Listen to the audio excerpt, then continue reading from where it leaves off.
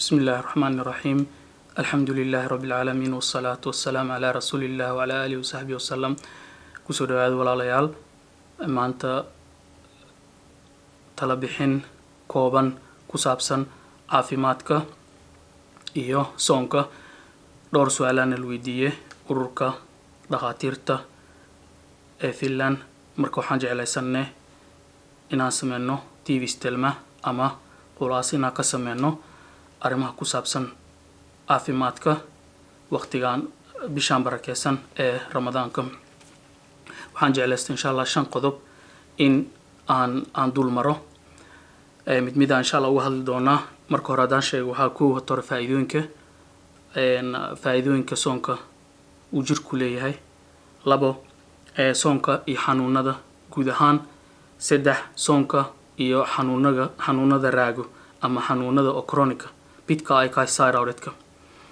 4 tala bixin cuntooyinka fiican in oo la cuno iyo waxyaalaha ku saabsan dhanka caafimaadka. 5 mid ugu dambaysan waxa waaye ilmaha iyo soonka, maadaama aan deganahay wadankan Finland, in aan arrimahaasna wax yar oo tala bixin dhanka caafimadeed in aan iga siino insha Allah. mid u dul mari doonaa. midda koowaad waxa waaye faa'iidooyinka caafimadeed ee soonka. sanadka hore waxaan ka sameeyay video ka sameeyay ilaa 10 faa'iido aan sheegay oo ku saabsan waxyaalaha soo jirka uga faa'iidayo soonka. insha Allah linkiga waa soo gelin doonaa videogaas. waxay hadda dul maro waxyaalaha jirka ka faa'iidayo soonka waa wax la soo koobi karo ma ahan. waxaan dhihi karnaa haddaan rabno inaan soo koobno, waxaan dhihi karnaa jirka meel kasta ka faa'iidayo. baaritaano dhowr la sameeyay ku saabsan soonka siduu raadku ku leeyahay jirka. waxaa ka mid ah tusaale ahaan culayska hore uu ridaa. waxaa ka mid ah wadnaha uu fiican yahay, oo waxyaalaha ugu badan oo wadnaha dhibaatooyin wadnaha keena waxaa cholesterolka. sida ugu sahlan oona oo lacag la'aan ahna waxa waaye qofka in uu soonka badsado. markuu soonka badsado cholesterolka wuu ka yaraanaa oo xididada ma adkaanayaan, xididada ma ka buuxsamayaan cholesterol. waxyaalaha ka mid ah waxaa ka mid ah mental clarity, yacni qofka fikirkiisa fahankiisa wax dhan foojignaan uu leeyahay oo ma laho maanta dhan daalki badan waxaas uu ka tagayaa. waxaa ka mid ah energy badan uu helaa qofka. yacni waa aragteen dhowr maalin ugu horeysa markii laga soo tago qofka yacni wax badan uu sameyn karaa asagoo daalin. taas maxaa waaye waxay ka mid tahay jirka markuu isbedelo si uu qaadanayo energy-ga banaanka ma ka helayo. jirka marka wuxuu bilaabaa inuu burburiyo gudaha energy ku jira uu burburinaya, kaas u isticmaala marka wasaqda iyo wax dhanna waa ka baxayaan.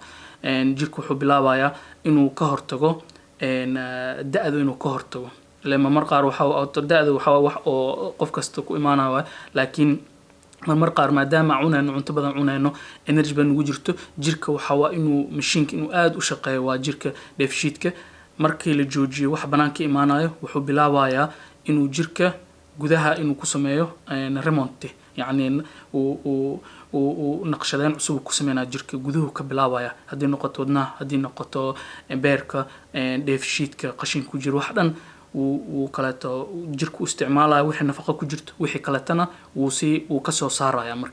marka soonka waxa waaye waxyaalahaas ka mid ah. waxa waaye wuxuu ka hortagayaa cudurkan la dhaho Alzheimer oo xasuusta qof ka tagayso, maadaama uu nadiifinaya unugyada maskaxda uu nadiifinaya. marka waxa waaye waxyaalaha la sheego waxa waaye Alzheimerka wuu ka hortagaa. waxyaalaha kale uu ka hortago soonka waxaa ka mid ah waxay dhahaan insulin resistance, ama wuxuu kor u kicinayaa insulinka in uu dhaqso la isticmaalo jirka inuu isticmaalo.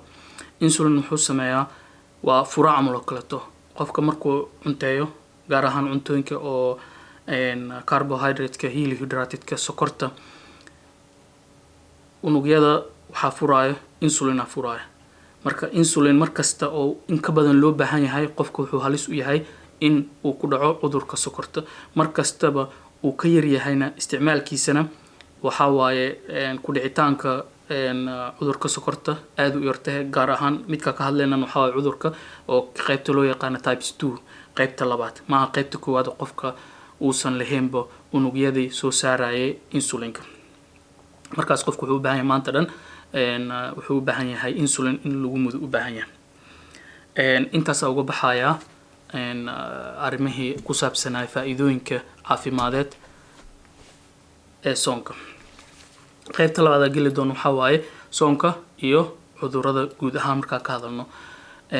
saa ula soconno ilaahay kitaabku qur-aanku uu noogu sheegay in qofka hadduu uu jiran yahay ama hadduu safar yahay in oo loo u bannaan tahay in uu afuri karo. tan marka waxa waaye guud ahaan qofka hadduu xanuunsan yahay waa afuri karaa. xanuun marka maxaa noqon karo? tan waxay badanaa una laabanaysaa maxaa waaye curfiga ama meesha la degan yahay dhaqan maxaa u qof hadduu wax yar madax xanuuno saa ogsoonahay qof hadduu muddo dheer soo soomin oo kaleeto maalmaha ugu horeysa wuxuu dareemayaa tabar darro dareemayaa, wuxuu dareemayaa madax xanuun dareemayaa maadaama uu jirka isbedela ku socdo. taas marka xanuun miyaa? curfi ahaan waxaan dhahaynaa maya, taas waxaa waa wax caadi oo ku saabsan oo ka mid yacni isbedelka jirka. taasoo kaleeto ma la dhahay waa xanuun oo loo baahan yahay in loo afuro. sidoo kale waxaa waaye safarka oo kaleeto maxaa safar iyo goormuu bilaabana waxaasoo kaleeto wuxuu laabanaysaa maxaa dhaqanka. hadduu qofka magaaladiisa hadduu dhinaca kale aadaya haddii meel fog tahay ma loo garanayaa safar mis ma ahan. taasna waxaa waaye wuxuu laabanaysaa dhaqanka meesha ka tahay. marka guud ahaan markaa ka hadalno xanuunka hore waxa waaye waxyaalaha loo afuri karo. tan saddexaad marka haddaan aan u gudbo waxa waaye xanuunka joogtada ah ama xanuunka raago chronic typicka ay ka thyroid xanuunada oo qofka muddo dheer soo haya 10 sano 15 sano kuwaas maxaa la sameynayaa? kuwaas dhakhaatiirta waxay kala qaybiyeen 3 qaybood oo kala qaybiyeen. xanuunka hotor noociisa waa noocee? mid yar miyaa waxa laga yaabaa muddo dheer soo hayso qofkan laakiin waxa waaye liaba ama wax yar oo dhib badan ma u keenayso ama waxa dhexdhexaad ama waxa waaye mid aad u daran waaye. marka markasta waxaa la fiirinayaa qof kasta shakhsi ahaan in loo fiiriyo waaye qofka ma soomi karaa mise ma soomi karo. oo hadda ma dhihi kari in dadkan dhan ma soomi karaan mise dadkan dhan way soomi karaan. waxa waa inaan fiiriyo qofkan iyo siduu uu kaleeto uu la tacaali karo soonka. taas marka waxa waaye markastaba qofka oo cudurrada oo raagtada ah oo qofka oo haya tusaale ahaan yacni cudurrada wadnaha oo kaleeto haddii noqoto cerebral palsy mortality haddii noqoto wadnihii oo weynaade pseudomen viatominta wadnihii si fiican u shaqeynaynin cudurrada beerka kiliyaha sanbabaha waxaasoo kaleeto inuu qofku waxa u baahan yahay marka inuu la tashto dhakhtarkiisa inuu la tashto. dhakhtarka marka muhiim waxaa waaye tala bixin inuu ka helo. dhakhtarka asaga ma ahan qofka gaaraya go-aanka masoomi karaa mise ma soomi karo. marka sida ugu fiican waxaa waaye inuu qofka dhakhtar oo muslim weydiiyo maadaama uu la fahmayaa maxaa waaye ujeedada uu soomaya maxaa waaye. hadduu qof u tago kale hadda dhakhtar oo oon fahamsaneen ama aaban rabinba inuu qofkan soomo wuxuu iska dhahaa markii horeba waa kaleet albaabka ka xiraa wuxuu ku dhahayaa ma soomi kartid.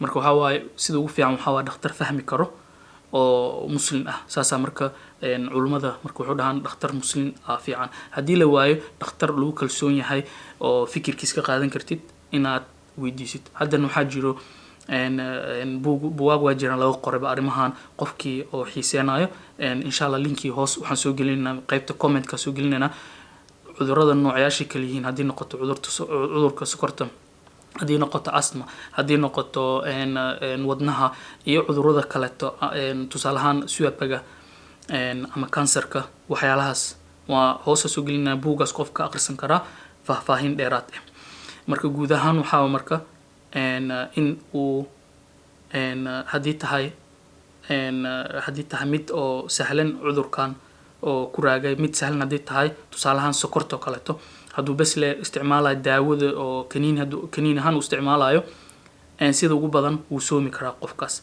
maadaama sokorta kor waxaa u kiciyaba cuntada badan. marka haddii hadduu cunteynaynba sokorta korma u kaceyso. marka hadduu kaniin isticmaalayo sida ugu badan waxaa waaye waa kala soomi karaa. saasay tahay inuu markasta la socdo waa gaar ahaan maalmaha ugu horeyso inuu dhiig iska qaado fiiriyo sokorta la socdo. markaas kadibna haddii wax iska dareemanana inuu la xiriir dhakhtarka ama inuu afuro maadaama uu yahay qof xanuunsanayo. haddii marka dhinaca kalena aan u gudubno oo markii ugu daran tahay sokortoo kale haddii aad u darnaato ama wadna xanuunka uu qofkaan socon karin, qofkaan maba ahanba qof lagu kalifay soonka oo ku waajib ah soonka maahan. waxaa markaas inuu la tashto dhakhaatiirta, inuu la tashto iyo culummadan inuu la tashto muxuu sameyn karaa, ma loo baahan yahay inuu bixiyo fidyo inuu bixiyo iyo waxyaalaha kaleeto oo ku saabsaneed dhanka diiniga ah. marka midda koowaad qaybta koowaad aan kasoo hadlayno waxaa faa'iidooyinka soonka.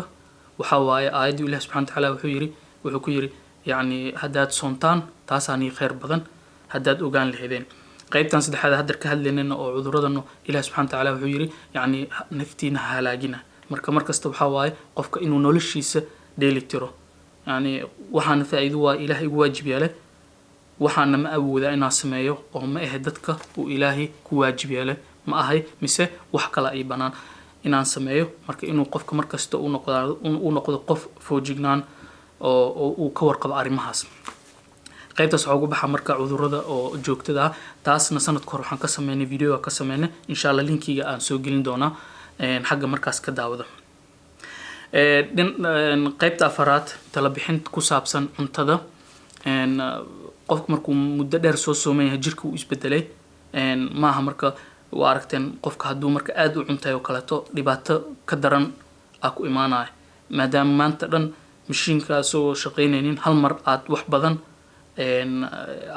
gudaha gelisay aa ku rartay, markaasna dhiba u keensan karaa jirka. saas darteed waxaa fiicanba yacni sida sunnadaha waxaa in qofka uu ku afuro timirtan waa sokoraa ku jirto. sokortan waxaa waaye gaar ahaan maskaxdoo kaleeto aad ugu fiican tahay oo waxaa waaye way kicinaysaa. saas darteed oo kaleeto ilmaha kale markii dhashaan timir oo kaleeto markii la siimis wax sokor waxaa waaye marmar qaar waxaa dhacdo ilmaha kale waxaa ku yar sokorta ku yar, marka timirtaasoo kale markii la siiyo mise sokor markii afka loo geliyo kor u kacaya kaleeto sokorti oo jirka u baahnaa kor u kacaya, markaas kadib unugyada aa ka faa'iidaa.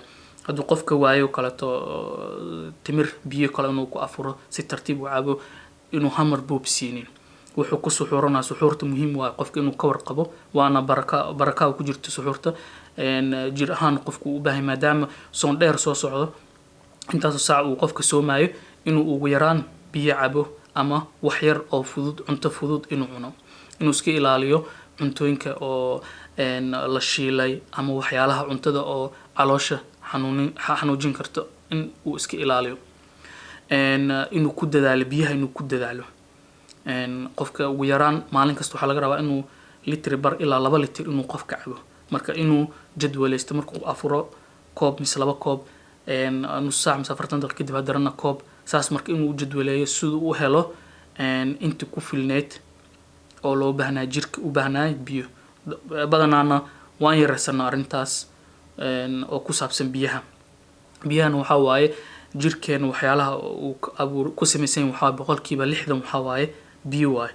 marka markasta oo u baahan biyahaas waa inuu isbedelo waaye. qofka markuu sooman yahayna si sahlan uu qalalaa, qofka adkeys uu lahaan karaa, laakiin waxaa waaye qaleelka maadaama 30 maalin la soomaayo qofka waxaa marka inuu ka warqabo markasto biyaha inuu ka warqabo iyo cabitaanka biyaha. intaasna waxaan uga baxaa marka arrimaha ku saabsan tala bixin ku saabsan cuntada. weli haddaad arrintaas ku daro cuntooyinka waa qofka asaga google gali karo cuntooyinka fiican, mishaaridoo kaleeto waxyaalahan oo keetoyaasha kala duwan, wax kasta oo caloosha markaas oo ku keenayna inuu gaas mise calool xanuun mise waxyaalahaas kaleeto waa arrimo fiican. marka google geliya insha Allah. midda shanaad ugu dambeysa waxaa waaye ilmaha iyo soonka. in badan waa la socotiin marmar qaar ama in badan way weydiinayaan iskooladoo kaleeto ilmaha weydiinayaan maxaa u soomaysiin, ma soomi kartiin, laga yaabo inay u diidaan, waalidiintii soo weydiinayaan. marka sida ugu fiican waxaa hore in uu qofka waalidka asagaba uu marka hore uu u sheego macallimada, hey bishaasaa noo soo socota anaka waana ka warqabeynaa in gabadheena ama wiilkeena inuu waxbarashadiisa wax u saameynaynin, laakiin anaka tan diinteena waaye wuu soomaa ama way soomaysaa. taas haddii wax oo dhibaato u keensatana way afuraysaa ama wuu afuraa. marka saasoo kaleet in loogu sharxo aa fiican. haddii oo idinkoo oo waalidiin badan u tegi kartaan oo ka fiicanba oo kale waxaa waaye iskaashiga aad u fiican tahay. midda kale marka waxaa waaye ilmahoo kale markii soomayaan waxaa fiican in oo markastaba aan lagu qasbin ama in oo uu dhibaato u keenin ilmaha da-da markasta ku xiran tahay cunuga imisu jiraa. laakiin qof ilmo caafimaad qabo 11 sano 10 sano 12 sano waxaa waaye muddo dheer wuu soomi karaa caadiyan wuu soomi karaa haddiisan jirin wax oo cudurro kale haddiisan jirin wax oo dhib u keensanayo jir ahaan ma jirto ama korinkiisa wax oo dhib u keenayo ma jirto. saasay tahay inuu qof ka warqabo yani biyaha waxaan soo sheegnay inuu ilmaha inay suxurtaan iyo waxyaalahaas kaleeto inuu ka warqabo waalidka inuu ka warqabo waa arrin aad muhiim u ah.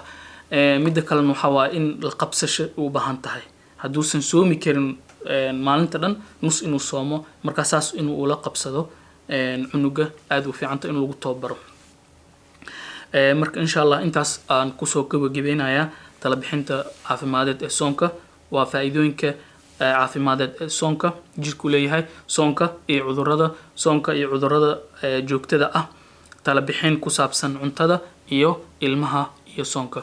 haddii wax su'aalo ah ka qabtid ama faahfaahin dheeraad aad rabtid insha allah waxaa nalaga soo xiriiri kartaa emailka oo ku qoran hoos ku qoran insha allah. ramadaan kariim waa inuu insha allah mar kaleeto. assalaamu calaykum waraxmatullaahi wabarakaatu.